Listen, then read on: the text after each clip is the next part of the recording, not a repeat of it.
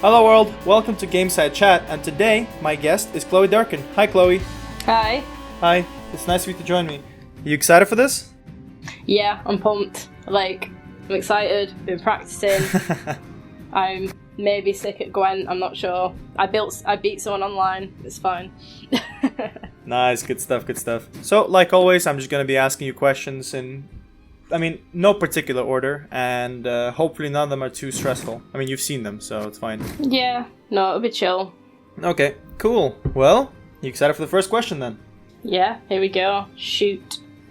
First things first, why did you join Quidditch, and how long have you played for?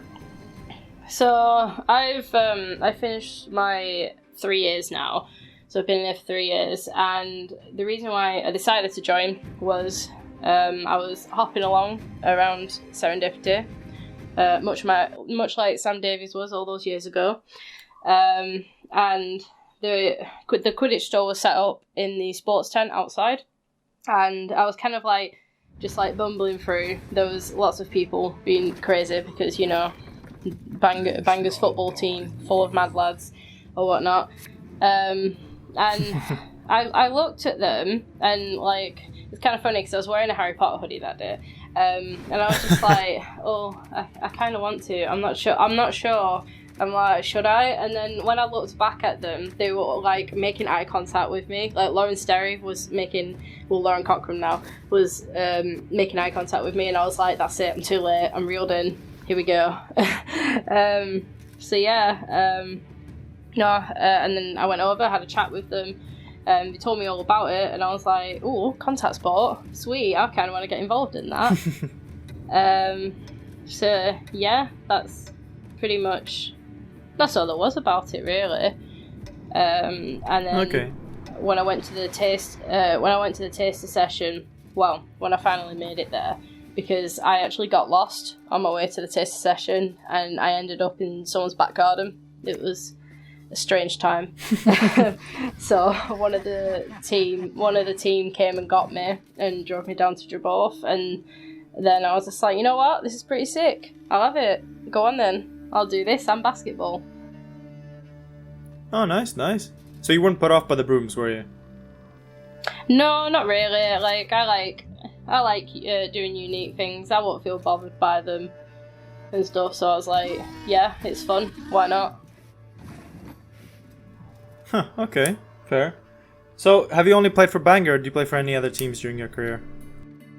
Within the official QUK season, I have only played for Bangor. Okay. I've done plenty of Merc tournaments and stuff. I've captained a couple teams at Merc tournaments, but that's, I'm Bangor born and bred. That's it. Well, you're not gonna mention Northern Angels? Was it that bad, huh? It was awful, God. No, there was Northern Angels, but that was QPL season. That was my first QPL as well. Oh, was it? Well, I left some QPL questions for the end, so if that's alright with you, just, so have a tasty ending to the... Yeah. Let's go on to a bit more difficult stuff. So, how has Quidditch impacted you as a person, I guess? One of the things that I noticed from Quidditch when I was playing through my second year and my third year is playing, as a girl, playing in a contact sport and knowing that I have been able to floor people is very empowering. It's very good. It does make you feel good about yourself. It's helped me feel more confident in myself because I do exercise, and it's helped me keep toned and stuff like that, and my self-confidence is much better now than it was before I started uni, and that is mainly to do with Quidditch. Okay. To be fair, that's good, because I feel like that's what sports should do, they should, give you the ability to feel better about yourself and let you grow as a person as well, because that's cool. Yeah, absolutely. Every time you come to uni, you're a kid, basically. I look at the first years, I'm like, damn, was I like this? It's crazy. Yeah. No, it is pretty crazy. So, in your experience, how has, Bangor as a team changed over the years? during my experience, I've seen quite a bit of change. If you look at it for the history of Bangor, Bangor were one of these top teams. They won Highlander in 1 year. That was in Liam Vernon's captaincy's year. And they were just top of the game. And in first year we went to BQC, and then in my second and third year we've been to Dev Cup. But there's a lot of noticeable change, from BQC to Dev Cup. But then between the two Dev Cups that we've been to while I've been there, there's just been so much there's just been so much change in the team. We went from coming towards the bottom at Dev Cup last year to getting a bronze medal at the Dev Cup this year. And okay, yeah, there's a lot of variation, and it is quite common to see university teams having lots of variation in where they place based on their graduation, because it can be it can change a lot. Yeah, you could just lose your entire team over just 1 year, and that's such terrifying. I guess that's a big thing with uni teams. Yeah. Well, I was gonna ask you, because obviously, so you play for a uni team, yeah? And what is your role in the uni team? So I'm the team captain. I've been the team captain this year. Last year I was the vice captain, which was pretty good as well. I was just responsible for running trainings. Although I didn't do the beta coaching, I had someone else on the committee. I had Joe do the beta coaching. And obviously at the tournaments I played, I was the speaking captain and all of that, boosting team morale. Okay, so you've taken on quite a lot of leadership positions in your team. Yeah. Do you enjoy it? Yeah, I loved it this year. It does make you feel really good because it's just there's just so much there's so much benefit from being able to see your team grow. Okay, yeah.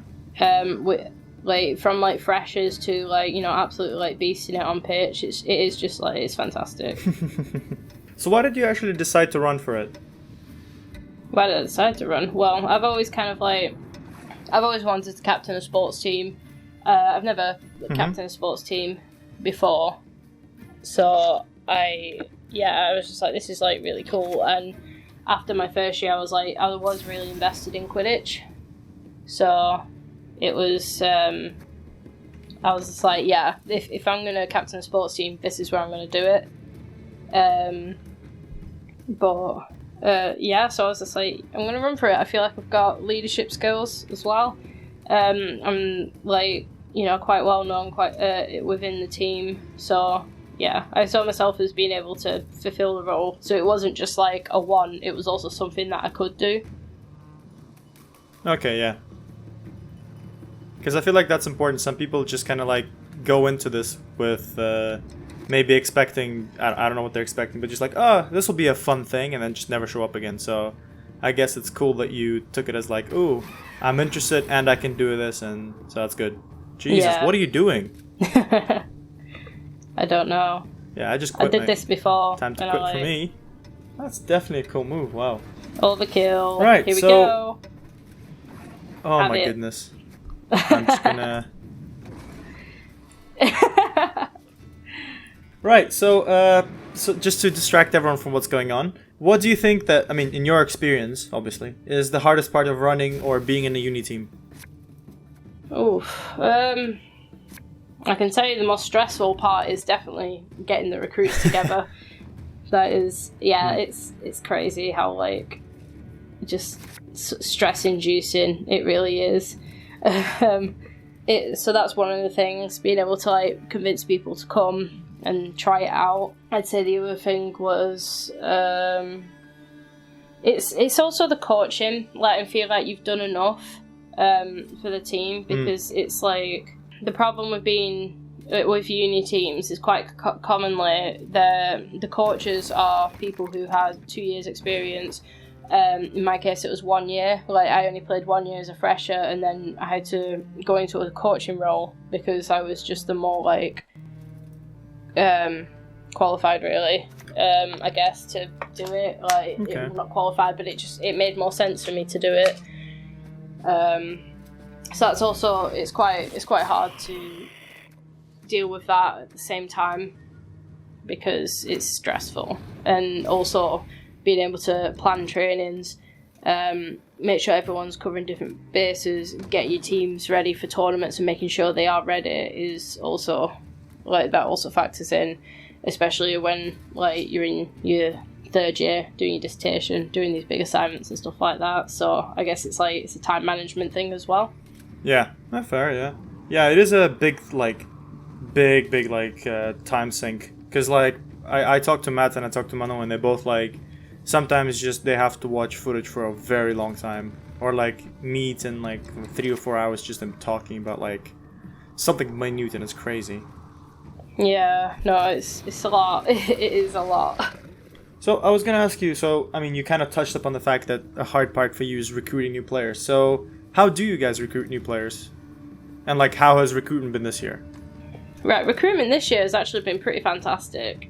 We recruit mainly from Serendipity. So Serendipity is a Freshers Fair that happens in Freshers Week in September.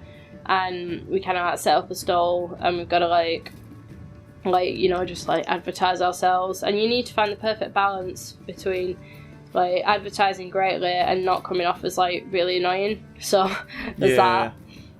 But we had a great recruitment, and also we've had people staying on as well. It was pretty great because at Serendipity we were like, oh my god, I can't remember who told me it, but we had more sign-ups than the rugby union team, and I was like, great, that's fantastic. Whoa. Yeah, and nice. It was pretty grand. Okay. So do you guys just so is there anything else apart from just Serendipity that you guys do? We also so we keep on our Facebook page, and we post on there quite often when we're going to training, so that if people liked the page from Serendipity but didn't come to the taster session, then they can see it and they can still be enticed to come. And we also low-key bully people to do it. Well, not actually bully, but we just kind of encourage people to come as well from that. And just being come, it's great, honestly. Yeah, okay. Yeah, to be fair, I feel like that was the hardest part for us, at least, because when you stand in those stalls and not many people show up to you, because at least for you guys, are you guys still in the does the Quidditch team, is it in the sports section or is it somewhere else? Yeah, we're part of the athletics union. So we get lucky. Pretty nice funding. We do. It's great. And also... Oh, damn. Yeah, we got £500 in funding this year. So we just, use our team fee, get our team fees out of that pot. We use it to... What else do we do? We try and subsidise travel and accommodation with it as well. So obviously the funding isn't like that every year, but we were very surprised to find that we had £200 more funding than the women's basketball team, which were a book sport, and I think some people were a bit disgruntled about it. Someone from basketball were like, how the hell did you guys get more funding than us? And I'm like, well, you books guys, you get all your stuff paid for you. You get your travel paid for you. And then I told them all the costs that comes with attending a tournament, and they were baffled. They were like, oh, you know what? Fair enough. Yeah, that is a problem with Quidditch. Yeah, it's quite expensive, but it is a rewarding one. In all fairness. Is it difficult to prepare them for the first tournament? Do you think the time scale from whatever September to November, December is enough to prepare your team? For a regional, not really, to be honest. It's quite, because one of the things as well is you have to think about weather, because in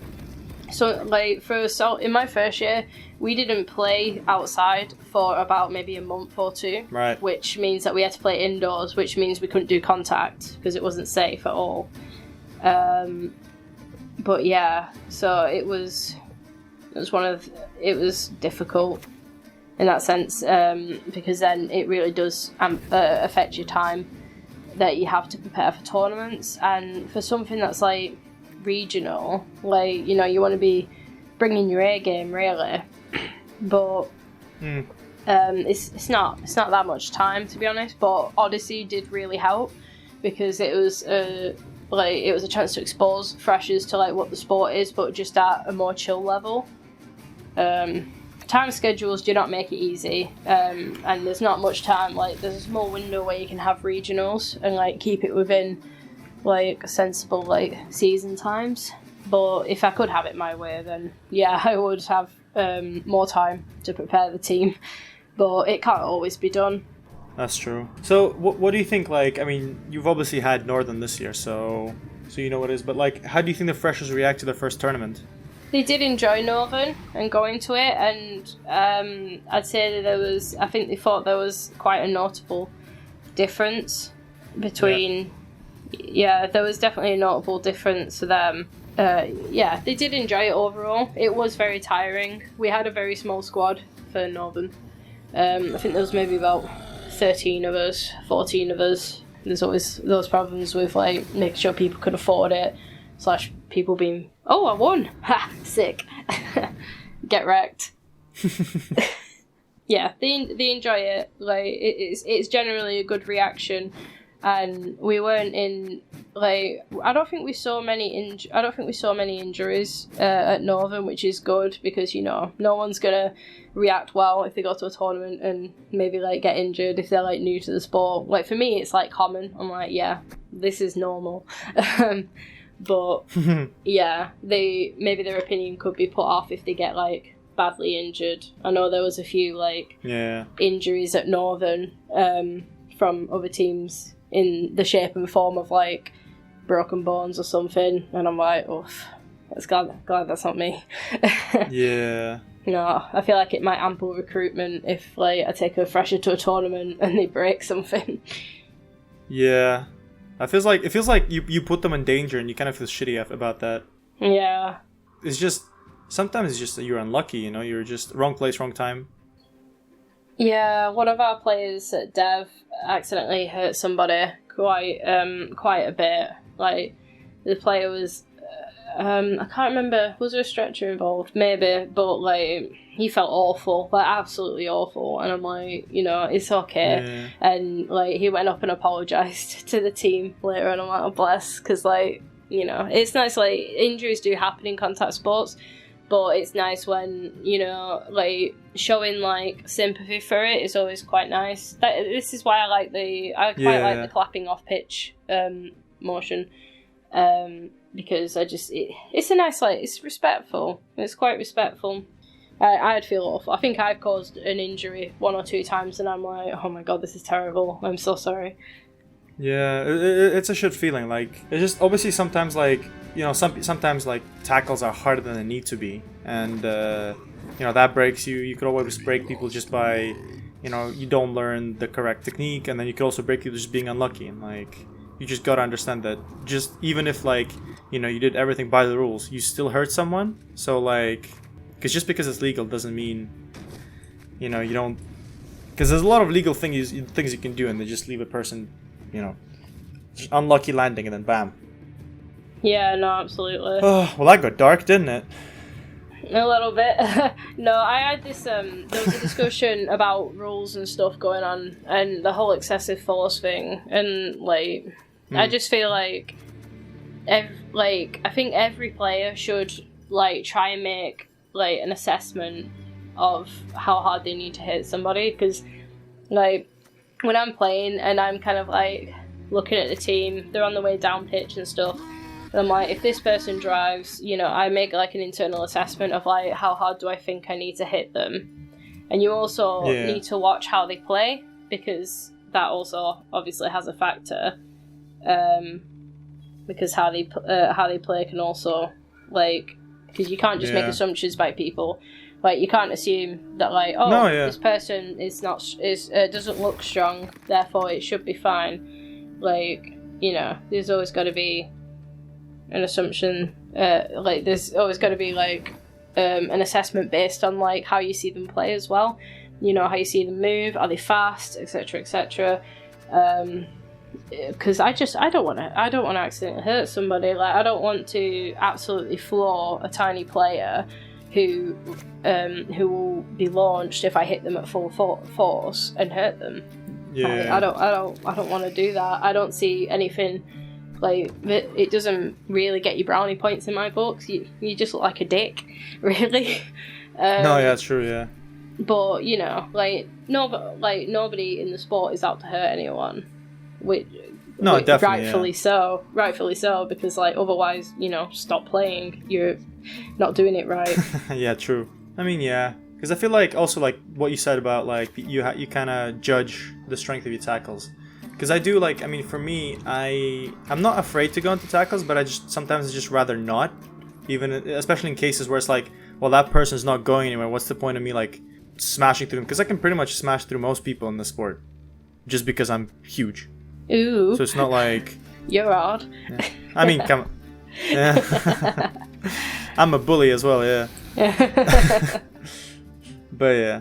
No, to be fair, I think it's an important topic to talk about. Right, so let's go talk about uni teams and how it's impacted by community stuff. So the first question is... So what do you think are the benefits of being a uni team as over a community team?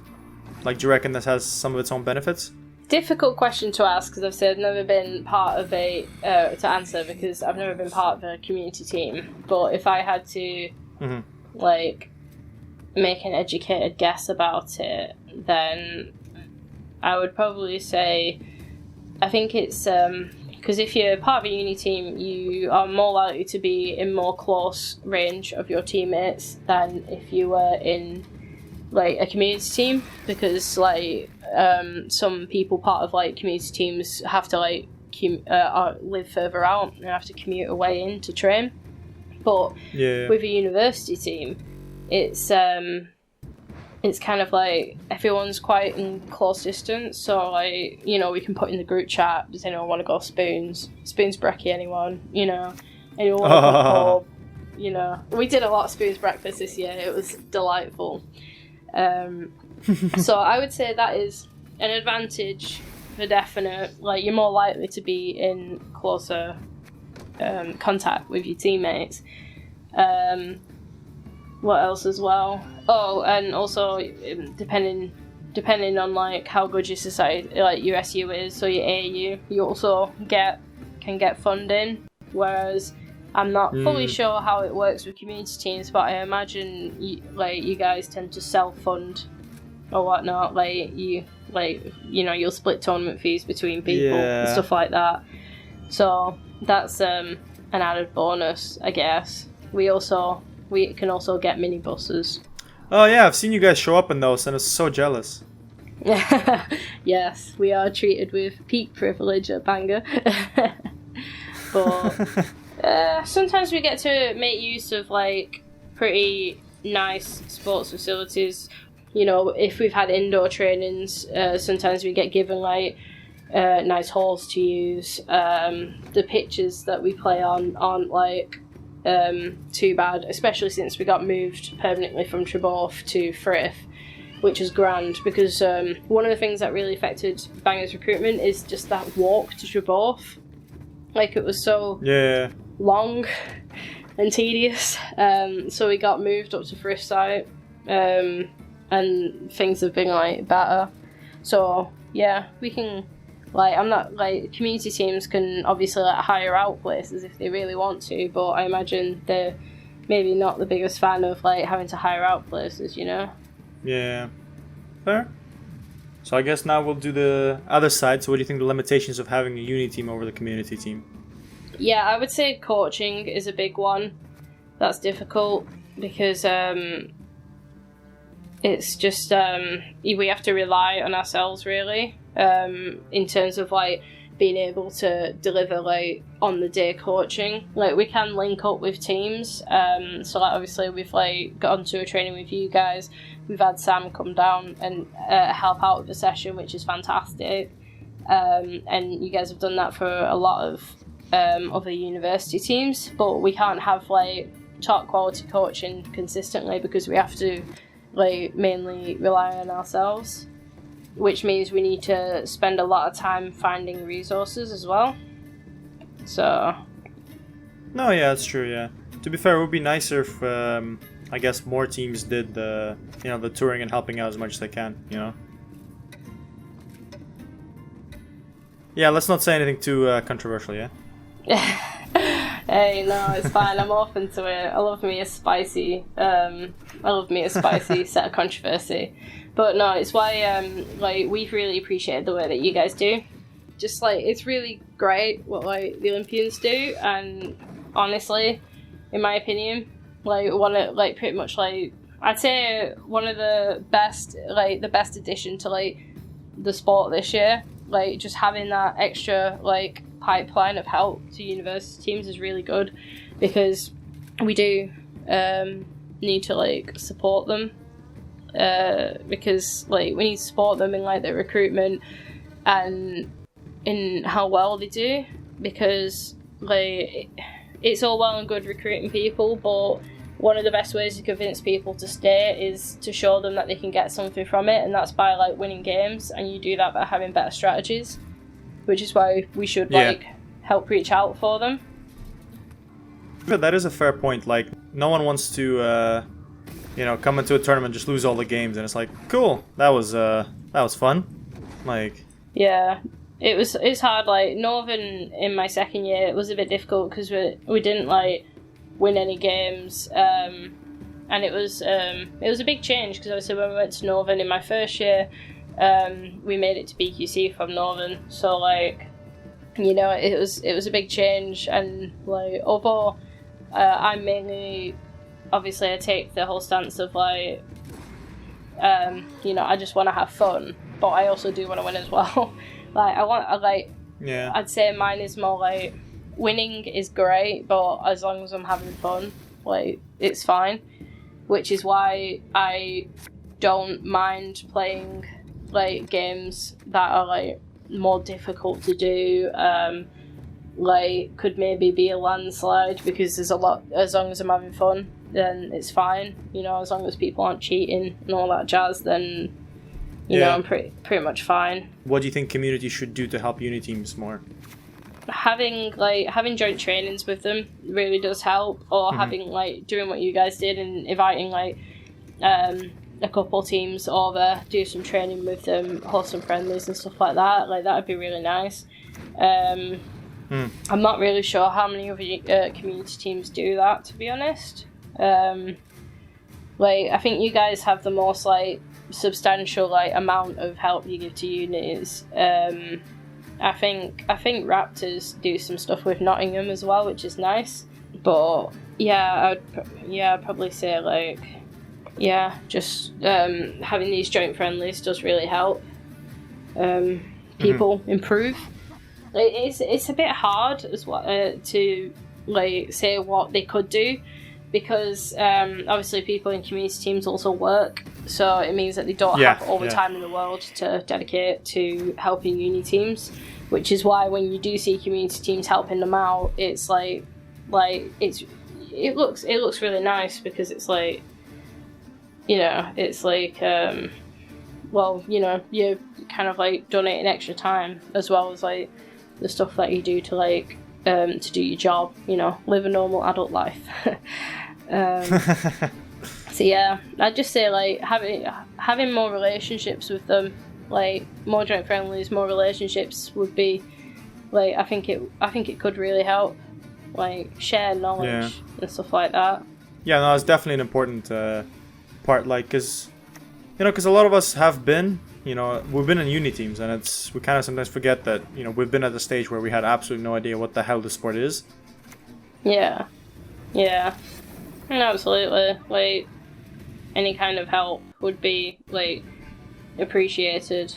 It's hard to just like ride on your own knowledge like all the time. Yeah, fair.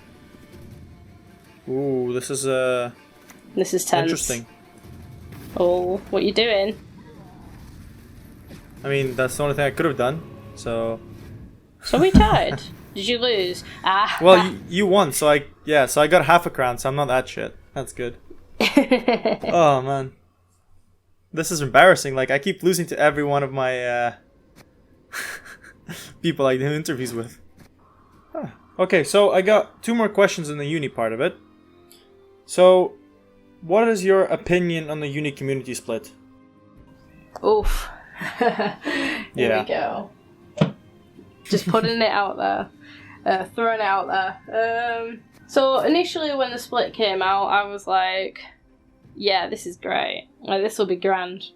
But then, like, upon thinking on it, I feel more 50-50 on the matter. Like, there are pros to both situations and cons to both situations. My views don't, like, represent the rest of, like, QK on a whole, obviously, because we're our own people and all that jazz. But I think it has the potential to do some good things. So, like, playing, like, local fixtures against, like, university teams where you can come, like, you know, you can either, like, come at the top of, like, that group of universities or, like, you know, second or third. I think it'll be really good because, like, it could help some university teams feel more empowered if they're, like, getting, like, high up on that ranking and with their own division. It could also open up the opportunity for books approval or something, like having books recognise it as part of them. Because, like, books is all, like, playing against, like, universities and stuff like that, so it could help. Also, it just might make people feel more inclined to stay from the whole empowerment as well, so it could help with retainment in universities. And also, like, it may open up the opportunity for people from the community side to come and volunteer at the university fixtures, and people from the university coming to volunteer at the community fixtures. As for community teams, they'll be in competition with people that are on the same level as them constantly. Because, you know, a lot of the time when a regional happens, if a university team faces a community team, it tends to be quite landsliding. I think some teams would rather have a split based on skill level. So, like, Southampton are a fantastic university team. Like, they have been, for as long as I've known them as a team, they've been good. Like, been at BQC every single year. They, like, went to, did they go to EQC, like, Division 2 or something? Or they were due to go? Yeah, they did. Yeah, I think, Yeah, so I feel like teams like that would want to face off against, like, community teams as well as university teams. And, like, I know that maybe community teams that are not on the same level as, like, Raptors, LQC, Werewolves and stuff would want to play teams that are their level, and you could argue that there are university teams that are on the same level as, like, London Unbreakables, because, like, Bangor nearly beat them, Oxford beat them at Dev. Like, they, like, a team being a university team or a community team does not set a definement on what skill level they are. Like, there could still be someone on a university team who is a better player than someone who is on, like, LQC or something. And also, like, I feel like if we've got, like, separate university and community, there are some people who enjoy playing community games as a university team because it gives them more opportunity to learn. And there is a lot you can learn from community teams. You can watch their games and you can see how they do things, and, like, even if it's just small things, because it might be hard to implement a tactic that you've just seen in a game unless you actually speak to someone. Like, if you see someone from Raptors, like, doing a certain tactic, like, you could probably ask them about it. Like, I'm sure they'd tell someone, because we should always be about sharing knowledge in the sport. But it probably, like, with the split, maybe less of that can happen unless, like, you attend a community fixture as, like, a ref or a spectator and then see it. So, yeah, it's all a bit, it's a bit varied. To be fair, like, it is a very difficult question. It would be nice if there was, like, a very simple and obvious solution that, like, oh yeah, why didn't we think of that? But sadly, that's not how it works, right? No, that's fair enough. I'm gonna ask everyone their opinions on the split, because I feel like people need to hear other people's sides as well. No, absolutely. I do agree with that. Absolutely. Right. Final question for the unis part. What's the favorite tournament that you've been at? Like, I would absolutely say Dev Cup because, like, the atmosphere of Dev Cup. Oh, which one? Obviously, 2020. Like, it was amazing. Like, I love coming third. It was the first time I'd gotten a medal in Quidditch, which is pretty sweet, personally. Not that I, like, needed one for, like, absolutely, but it's just, like, it's nice and validating, you know? But the thing is about, like, Dev Cup in general is that it's such a different atmosphere compared to regionals and BQC, in my opinion. Like, there's such, like, an atmosphere of, like, support, and, like, that's not me saying that there's absolutely no support at BQC, because, like, obviously there is, but, like, to me, it's just such a nicer environment because of, like it's all the coaching that happens there as well. Like, you get given a coach who volunteers their time, which is fantastic. And obviously, like, the coaching does help so much. Like, we had Douglas Bryant from Unspeakables coaching us this year, and he's such a good coach. Like, honestly, it's, like, amazing. Like, that's coaching goals, that. And obviously, like, the coaching clinic that Jay was running at Dev Cup was also really, really handy.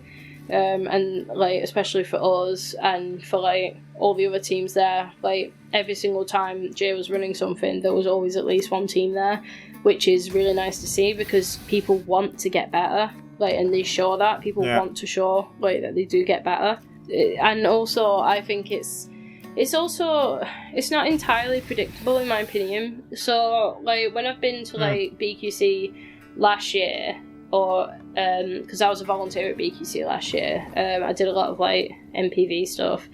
Like, obviously it's kind of, like, maybe low-key predictable in terms of what's going to happen for, like, the final result. Like who's going to be in upper bracket, relatively predictable. Who's going to win or, like, come top 3, also predictable, because it's just going to be, like, entirely, like, community teams pretty much.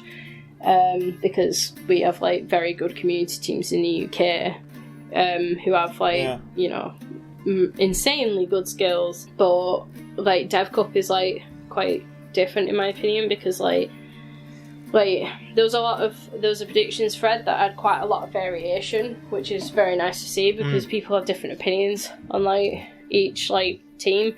And I think a lot of people expected Unbreakables to come and win Dev Cup, but Oxford were also seen as, like, quite a good potential. It was obviously the final results ended up being, like, Oxford came first, Unbreakables came second, and Bangor came third. And it's just, like, it's a nice amount of variation, and, like, teams that you wouldn't maybe initially expect to get high was in the ranking, like, did.